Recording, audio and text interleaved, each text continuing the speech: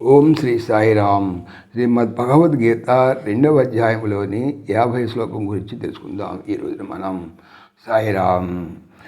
ఇంత ముందు శ్లోకములో భగవానుడు ఫలము కోరి చేయనటువంటి కర్మ ఎటువంటిది, మానవుడు దేని శరణు పొందాలో, ఫలాభిలేషతో కర్మలు చేయవేరు ఎటువంటి వారో తెలిపారు. అలాగే ఈరోజు మనం తెలుసుకునేటువంటి శ్లోకములో సమత్వ బుద్ధితో ఆచరించేటువంటి నిష్కామ కర్మమునకు ఫలమును తెలుపుచు దానిని ఆశ్రయించవలసినగా మరలా బోధిస్తున్నారు.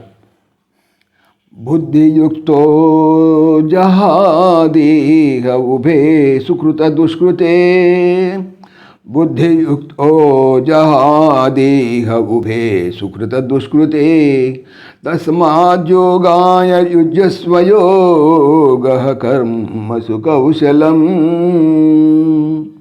బుద్ధియుక్త సమత్వ బుద్ధితో కూడినవాడు ఉభే సుకృత దుష్కృతే, పుణ్య పాపముల రెండింటినీ ఈ లోకమునందే అనగా ఈ జన్మయందే జహాతి విడుచుతున్నాడు. తస్మాత్ ఆ కారణం వలన యోగాయ సమత్వ బుద్ధి సహిత నిష్కామకర్మ యోగము కొరకు యుజ్యస్వ సిద్ధపడుము. కర్మసు కర్మలయందు కౌశలం అనగా నేర్పు, యోగ ఇది యోగము అని ఉచ్యతే చెప్పబడుతున్నది. సమత్వ బుద్ధి గలవాడు పుణ్యపాపముల రెండింటినీ ఈ జన్మయందే తొలగించుకొనుచున్నాడు. కాబట్టి అటువంటి సమత్వ బుద్ధియుక్తమైనటువంటి నిష్కామ కర్మ యోగము కొరకు ప్రయత్నింపము. కర్మల యందలి నేర్పరితనమే యోగం అనబడును. ఏమంటే సమత్వ బుద్ధితో కూడి అనాసక్తముగా నిష్కామముగా కర్మలను ఆచరించు వాడికి పుణ్యము కానీ పాపము కానీ అంటదు. ఎందుకంటే ఆసక్తితో ఫలాభిలాషతో కర్మలు చేసేవారికే పుణ్యపాపం సంబంధం ఉంటుందని చెప్పి తెలియజేస్తున్నారు.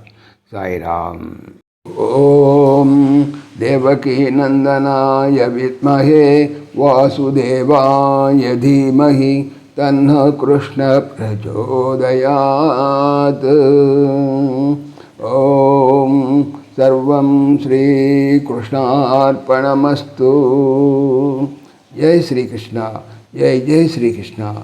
ఆత్మీయులకు మనవి, శ్రీకృష్ణ పరమాత్మ ఈ ఛానల్తో పాటుగా అనంత మహిమల శ్రీ సత్యసాయి అనేటువంటి మరొక యూట్యూబ్ ఛానల్ చేయిస్తున్నారు.